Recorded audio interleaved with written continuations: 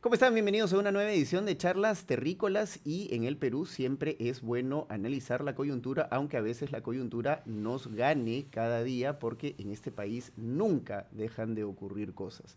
Y por supuesto, para analizar la coyuntura en esta oportunidad me encuentro con Carlos Rivera, abogado del IDL, quien me acompaña para precisamente conversar sobre algunas de las cosas que ya han ocurrido en nuestro país, la ley anti-ONG, las movilizaciones y la convocatoria, por supuesto, también a elecciones y el futuro de doña Dina Boluarte Segarra. ¿Qué va a hacer? Vamos a empezar por ese lado, Carlos, si te parece. ¿Cómo estás? Paco, buen día, ¿cómo estás?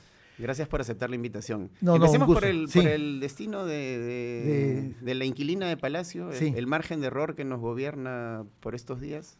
Mira, yo estoy seguro que el destino es prisión de Boluarte, ¿no? Es decir, ahora tiene una protección constitucional y política a nivel del Congreso de la República, pero claro, eso va a terminar el 28 de julio del próximo año, ¿no?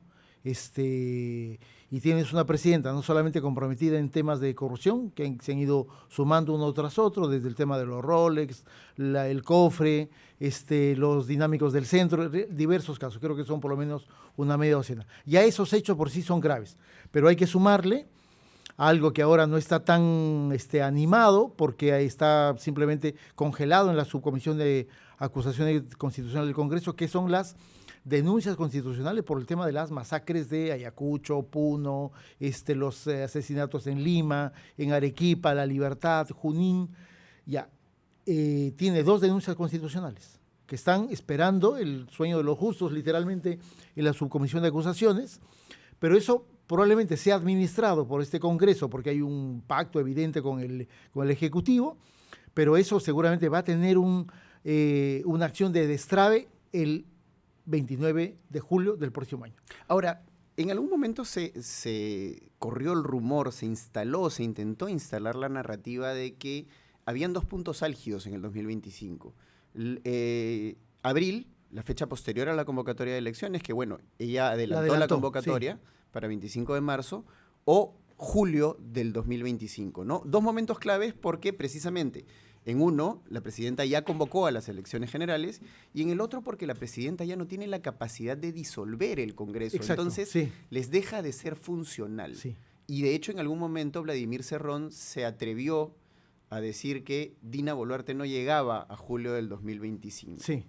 Mira, en realidad yo creo que ya en ese momento Dina Boluarte no es funcional al proyecto político de la coalición que controla el Congreso de la República.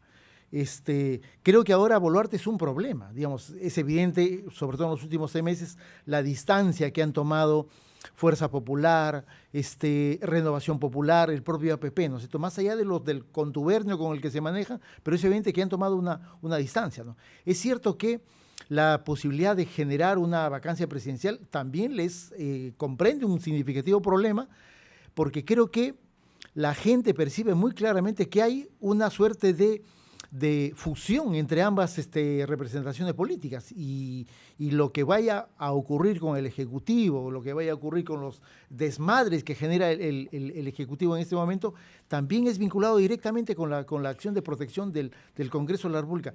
Eso les termina salpicando. Si van a tomar una decisión en este último año de gobierno de si es que la vacan o no, en realidad para mí ahora resulta un tanto impredecible, ¿no? Claro. Porque también es cierto, ese es un escenario bien complicado, ¿no es cierto?, para la fuerza política que asuma la presidencia del Congreso y termine comandando el Poder Ejecutivo.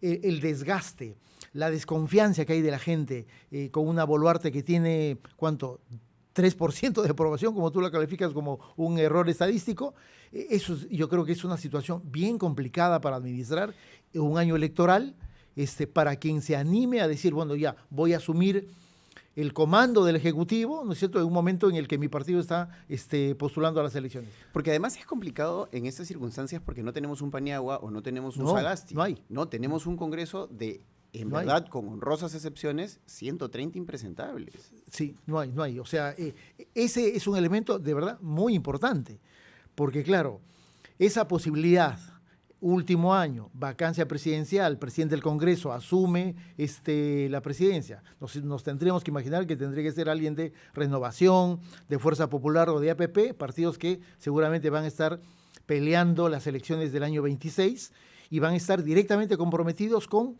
la gestión política del Ejecutivo, en un momento de desconfianza absoluta, digamos. No sé si alguien se va a animar a hacer eso, ¿no es cierto?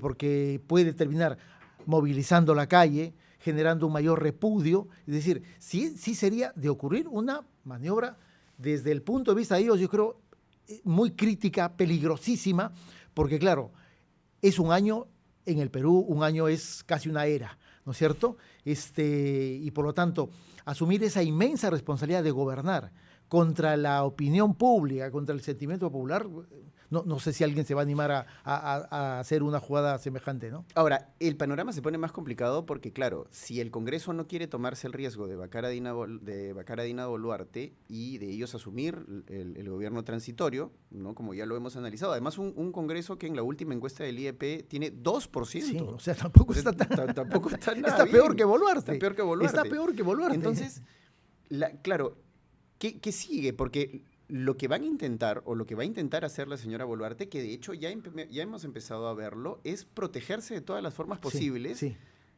A costa de lo que derechos fundamentales y de lo que sea. Sí, ¿no? sí, ese va a ser, ese ya está siendo el panorama, ¿no es cierto?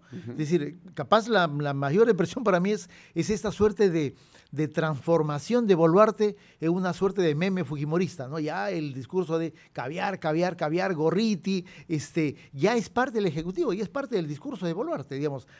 Boluarte ha decidido, voy a hacer como que la ventríloca del fujimorismo, porque cree que esa es la garantía de asumir lo que sea, como sea y cuando sea, en términos de la agenda fujimorista, que ella entiende claramente que es la que controla la coalición del Congreso de la República, porque considera que esa es su mejor garantía para que no la toquen y no la saquen de la presidencia. Las últimas movilizaciones, sobre todo la del 21 de marzo, ¿le ha movido el piso en algo a Dina Boluarte? Sí, mira, yo sí creo que a pesar de que suben la movilización, y como te decía hace un momento, me pareció una movilización muy desordenada, sin ninguna cabeza, y también creo sin nadie que capitalice ese sentimiento popular de miles de ciudadanos que salimos a las calles.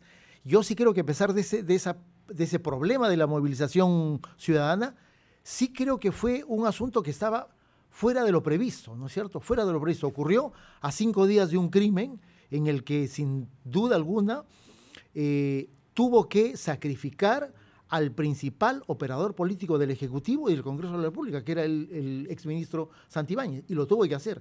Y lo hizo no porque quería, sino porque hubo una presión ciudadana que asumió el repudio de la gente sobre el Ejecutivo, sobre la problemática de inseguridad, el crecimiento del crimen y la incapacidad del gobierno de dar una respuesta efectiva. Fue un golpe, sin duda alguna, fue un golpe, porque sin duda alguna Santibáñez jugaba un papel fundamental. Jugaba un papel fundamental desde todo punto de vista. Él era el que lideraba la principal campaña que hay en la coalición, que es abajo a la Fiscalía. Bueno, Santibáñez ya no está.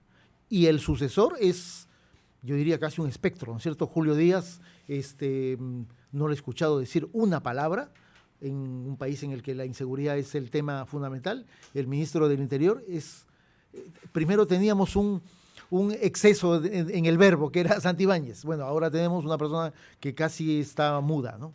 Sí, sin duda. Pero, por ejemplo, la última propuesta del Ejecutivo, esta de crear, primero llamar cuarto de guerra a estas reuniones, ya de por sí es bastante agresivo, ¿no? Un término cuarto de guerra se usa en un conflicto armado externo, básicamente. Pero ahora diría cuarto de guerra contra los medios de comunicación, parece. Exacto, ¿no? Porque eso te iba a decir. El último anuncio del ministro Arana, el ministro de Justicia, ha sido crear una franja obligatoria en los medios de comunicación, lo cual es un camino que siguen pues dictaduras como la de Venezuela, Nicaragua, ¿no? Sí, mira, en realidad desde el primer momento creo que todos los abogados, todas las organizaciones de la sociedad civil, todos los partidos, todos los medios de comunicación, la asociación de radio, todos han entrado en un consenso, pocas veces visto en el Perú, ¿no es cierto? Que esa medida es inconstitucional, tiene tintes absolutamente autoritarios, y yo diría, desde mi punto de vista, creo que da cuenta de la absoluta desubicación y desorientación del Ejecutivo. Es decir,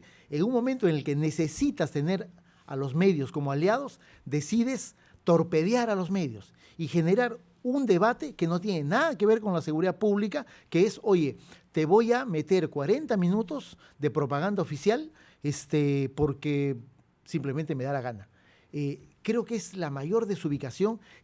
Primero, creer que el problema de la inseguridad es un problema de comunicación y no de estrategia, inteligencia y operatividad en términos de resolver un problema.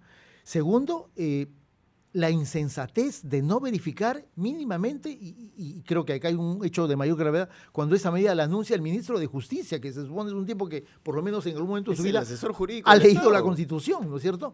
Es decir, creo que da cuenta, más allá de este título rimbombante de cuarto de guerra, yo diría que es un cuarto oscuro, porque nadie está viendo nada y se han generado, ¿no es cierto? Se han generado un problema que no existía, un problema de la manera más gratuita. Se han generado una confrontación con los medios de comunicación y por lo tanto creo que es un pésimo inicio para algo que no diría que era una medida inteligente, pero por lo menos parecía un gesto de que estaban ocupando su tiempo en conversar sobre los temas de seguridad pública, ¿no? Ahora, algo que ha caracterizado al gobierno de Dina Boluarte es su facilidad para abrirse frentes, sí, ¿no? Y es sí. algo que en estas últimas semanas hemos visto con mayor claridad. Se ha abierto un frente con los medios de comunicación, que es lo último en lo que acabamos de conversar. Se ha abierto un frente muy grande con las ONGs, por la ley anti-ONGs. Así y es. se continúa abriendo frentes gratuitamente, lo cual hace mucho más endeble y mucho más inestable su posibilidad. Mira, eso en la gestión de cualquier organización y del Estado significa solamente una cosa, que es incapacidad. O sea, no sabes qué hacer y por lo tanto tomas cualquier medida que termina explotando delante tuyo. Y me parece que esa es la mejor expresión. Esto de los medios es, sin duda alguna, absoluta incapacidad. Lo de las ONGs también es ganarse a un enemigo que creo que pensaron que subvaluaron la importancia de las ONGs, subvaluaron la importancia de la reacción de la comunidad internacional, y tienen un frente que creo acá hay un elemento adicional que es quiero cumplir la agenda del fujimorismo, ¿no es cierto? Porque en realidad el problema de las ONGs no es un problema que surja con Boluarte, en realidad es una animosidad que tiene el fujimorismo desde hace mucho tiempo, sobre todo con las ONGs de derechos humanos. Pero en realidad todos los problemas, yo diría, todos los problemas graves que está enfrentando Boluarte tienen que ver con esta incapacidad de tomar decisiones o de hacer declaraciones absolutamente fuera de lugar. El caso de los Rolex me parece que es casi un manual de cómo un gobernante no debe gestionar sus problemas. Ya, pero eso es lo que tenemos. Y yo estoy absolutamente seguro que esta situación está generando una mayor desconfianza, 3%, repudio de la población, aislamiento de los que lo sostienen políticamente, probablemente lo lleve a cometer mayores errores. Porque además tiene también otra capacidad, yo diría, sobresaliente, que es rodearse de gente también bastante incapaz, ¿no? Santibáñez, Arana, Quero, es decir, gente que le genera problemas, no le resuelve problemas, sino le va generando problemas de manera constante. Claro, ¿no? Porque los ministros deberían ser una suerte de pararrayos, ¿no? No deberían ser, pero digamos que en otras circunstancias constitucionalmente ese es el papel. Claro. Son los responsables políticos de lo que ocurre en el Ejecutivo. Pero digamos, sus ministros, o sea, Quero últimamente, Santibáñez anteriormente, Arana ahora recientemente. Sí, o el ministro de Salud. O el ministro de Salud, ahorita con lo de Medifarma, ya se han convertido en pararrayos, pero que le atraen problemas. Sí, o sea, me parece que da cuenta de un gobierno no solamente desgastado, sino diría agotado, ¿no? Boluarte nació en medio de una crisis sin tener la capacidad de resolverla y más bien generando una crisis. Recordemos que vivimos una crisis hace muchos años, pero Boluarte tuvo la capacidad de generar una crisis gravísima de derechos humanos, ¿no? De la que nunca salió. Ha vivido en ese proceso, lo ha ido empeorando poco a poco, se ha ido generando por lo menos media docena de casos de corrupción, y creo que es probablemente el gobierno que más rápidamente se agota, más allá de la experiencia de Castillo, es el gobierno que más rápido se agota, ¿no? No por méritos de la oposición, que casi no existe, ¿no? Sino por méritos propios, ¿no es cierto? Por méritos propios, pero da cuenta un poco de la clase política que tenemos en este país, ¿no?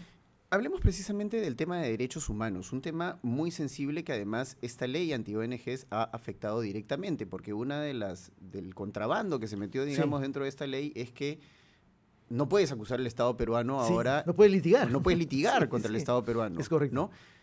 ¿Cómo va el tema de los 50 muertos? ¿Han habido avances con la, digamos, con la actual fiscal de la Nación, Delia Espinosa, en esa materia? Sí, mira, hay dos procesos ahí que se han ido manejando contemporáneamente, ¿no? Los altos funcionarios fueron investigados por la Fiscalía de la Nación, por Patricia Benavides, luego por el fiscal de la Nación, Juan Villena Campana, ¿no es cierto? Y por eso ellos, en noviembre del 23, de Benavides presentó una denuncia constitucional por 6 casos, 5 homicidios y una lesión grave, y el resto de casos, que son básicamente homicidios y lesiones graves, los presentó Villena. Hay 2 denuncias. En realidad yo diría que son documentos bastante bien desarrollados y sustentados, sobre todo los de Villena Campana, porque tuvo más tiempo para culminar la investigación. Está ahí. Ahí hay la denuncia contra los altos funcionarios, Dina Boluarte y 6 exministros del Ejecutivo. Y el otro proceso que continúa, que son las investigaciones, cerca de 60 investigaciones del EFICAVIP, el equipo especial de víctimas de las protestas. Y son investigaciones complejas, ¿no es cierto? El caso Ayacucho, el caso Puno, Cusco, Arequipa, Junín, Lima, La Libertad. Son casos en los que las carpetas que contienen los asesinatos han sido ya formalizadas. Es decir, hay un avance significativo. Son casos en los que se ha identificado responsabilidades de los jefes policiales y jefes militares, como en el caso de Ayacucho, y ahora se están continuando las investigaciones preparatorias. Todos esos casos apuntan a que, por lo menos en este año, van a culminar y lo más probable es que se presenten acusaciones hacia finales del año 25, probablemente inicios del año 26. Por lo tanto, el rumbo de las investigaciones es un rumbo, yo diría, muy positivo. Es cierto, han pasado varios años, pero en relación a los crímenes del pasado es un tiempo muy corto. Hay un avance significativo, sustancial. Hay un compromiso decidido del Ministerio Público de continuar y por lo tanto me parece que desde ese punto de vista yo diría el nivel de avance es muy positivo y por lo tanto eso va a redundar en las consecuencias legales, políticas, constitucionales que haya sobre Boluarte el momento que ella deje de ser presidente de la República. Ahora, este contrabando de la ley anti-ONGs que les impide a las ONGs precisamente litigar contra el Estado peruano, ¿los va a afectar en materia de la posibilidad de apoyar y de darle defensa a las víctimas? Sin duda, mira, como tú bien dices, ese es un contrabando. Nosotros estuvimos haciéndole seguimiento a nivel de la ANC, de la Coordinadora de Derechos Humanos, desde mayo del año pasado al proyecto. En junio se aprueba un dictamen en la Comisión de Relaciones Exteriores, hay un pronunciamiento, yo diría, decisivo de 16 embajadas en Perú y eso frena ese tema, ¿no? Y se estuvo conversando hasta el mes de diciembre, pero en realidad no había ninguna modificación del dictamen. Se genera, se inicia la legislatura, se pone en agenda, y la nueva presidenta, la congresista Obando, dice que va a plantear un texto sustitutorio. Bueno, ese texto sustitutorio que nadie había conocido es introducido el mismo día de la votación en el Congreso de la República. Y por lo tanto se hace una sustentación en la que no se da cuenta de estos contrabandos, que básicamente son este tema de la prohibición del litigio contra el Estado a nivel administrativo, judicial, a nivel nacional e internacional. Eso nadie lo conocía. Y la ley se aprueba con una disposición o con 2 disposiciones que nadie había conocido. La otra es de que las ONGs tienen que tener una suerte de conformidad previa, una autorización del APSI para iniciar la ejecución de los proyectos, lo cual simplemente es una cosa completamente descabellada. Se aprueba la norma hasta el día de ayer estaba en el Congreso de la República, y estoy completamente seguro que de llegar Boluarte la va a firmar y promulgar contenta, ¿no es cierto? Porque ella va a creer que está cumpliendo con mucho beneplácito un dictado de Fuerza Popular. Y el problema es un problema efectivo. Desde ese momento, nosotros como organizaciones no gubernamentales estamos impedidos de litigar contra el Estado. Los casos del conflicto armado, las protestas del 20, las protestas del 22-23, casos de periodistas acosados y que tienen casos en el sistema interamericano, no podemos defenderlos, los casos de dirigentes indígenas asesinados en los que se está denunciando el Estado. Es decir, en los hechos, casos medioambientales, en los hechos, toda la carga procesal que las ONGs tenemos en los que litigamos contra el Estado, vamos a estar prohibidos de desarrollarla. Porque además no es que hay una prohibición como declaración, sino que hay una consecuencia legal. Tú litigas y por lo tanto te puedo iniciar un proceso de sanción que puede ir hasta 500 unidades impositivas tributarias. Eso es como 2 millones de soles. Vamos a entrar a la parte final de la conversación, Carlos. Ok. Y yo quería preguntarte cómo precisamente los está tratando la APSI ya con la ley aprobada. Todavía no la ha promulgado Dina Boluarte, Sí. pero hay movidas dentro de la APSI para con las ONGs. Sí, mira, el APSI con la nueva ley sufre una transformación, ¿no es cierto? El APSI ha sido un órgano de fiscalización y que lo ha cumplido, ¿no es cierto? Por año el APSI fiscalizaba unas 100 ONGs de las más de 1000 que existen, ¿no es cierto? El IDL y otras ONGs somos como clientes premium del APSI, todos los años nos fiscalizan y todos los años rendimos cuentas sin ningún problema. La ley transforma al APSI en un órgano represor. No es cierto que la ley haya mejorado el proceso de fiscalización, eso no es cierto. La ley básicamente multiplica por 5 las sanciones, multiplica por 5 las infracciones y crea este tipo de prohibiciones de que no puedes litigar y que el APSI te tiene que dar una autorización previa a la ejecución del proyecto. Es decir, tú puedes tener la donación en tus cuentas, pero no puedes hacer nada si no tienes una autorización del APSI, lo cual es una cosa descabellada. Yo siempre pongo el ejemplo, es decir, las ONG somos asociaciones civiles sin fines de lucro. Los estudios de abogados son asociaciones, sociedades anónimas o empresas individuales de responsabilidad limitada. ¿Los estudios deben pedir permiso para litigar contra el Estado a una entidad pública? Sería una cosa descabellada proponerlo, pero la ley lo pone para las ONGs. Pero ya se comienza a ensayar ese tipo de cómo las ONGs van a reaccionar, ¿no? En el caso del IDL, hace muy pocos días, 10 días atrás, el APSI nos ha propone imponernos una sanción de 50 unidades impositivas tributarias sobre la ejecución de un proyecto de Open Society, ¿no es cierto?, en el que habíamos tenido un acta de cierre de proceso de fiscalización positiva y de repente aparece una sanción sobre hechos falsos. Es decir, creo que ya están comenzando a imaginarse cómo se podría ejecutar, instrumentalizar la nueva ley, ¿no es cierto? Y cómo una entidad que siempre es fiscalizada como el IDL reacciona frente a este proceso. Los están pulseando de alguna manera. Me parece que ese es el término correcto. Están pulseando o nos están pulseando. Nosotros, como te decía, somos un cliente premium de APSI. Todos los años nos han fiscalizado. Ya el año 24, normalmente nos fiscalizaban un proyecto. Normalmente, todos los años. El 24 nos han fiscalizado 3. Es decir, ya hay una decisión política de decir, oye, a ver, vamos un poco, como tú dices, pulseando, midiendo cuál es su reacción, ¿no? Y además, ahora el APSI ya es un órgano, antes era como un organismo desconcentrado, ahora ya es un órgano del Ejecutivo. Claro, y vamos a aterrizar en estos últimos minutos eso precisamente. ¿Por qué se la han prendido contra las ONGs? ¿Por qué le tienen tanto miedo a las ONGs? Mira, yo creo que en este proceso de degradación democrática, me parece que quieren golpear y quieren destruir aquello que ellos pueden considerar como elementos de contención de la sociedad civil, ¿no es cierto? O de los sistemas de control.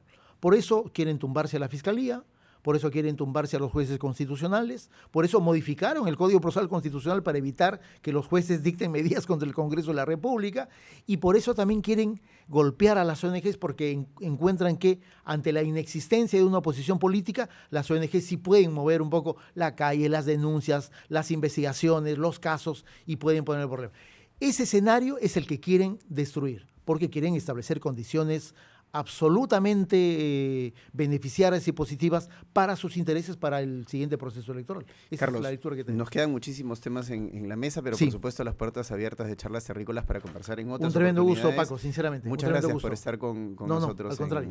Gracias a ti. en esta entrevista. Ha sido una nueva edición de Charlas Terrícolas. Muchas gracias por habernos acompañado a todos ustedes al otro lado de la pantalla. Como siempre, agradecerle a nuestro socio estratégico, Si No Hay Solución, producción de contenidos. Gracias a ellos y a su colaboración llegamos a ustedes en este estudio maravilloso y por supuesto los invitamos a contactarse con nosotros a través del correo electrónico contacto@pacoflores.p y seguirnos a través de todas nuestras redes sociales, TikTok, Instagram, YouTube, X como @pacoflores. Ahí vamos a estar siguiéndoles y por supuesto van a tener acceso a todo el contenido periodístico que nosotros generamos. Nos encontramos en una próxima edición de Charlas Terrícolas. Chao, cuídense.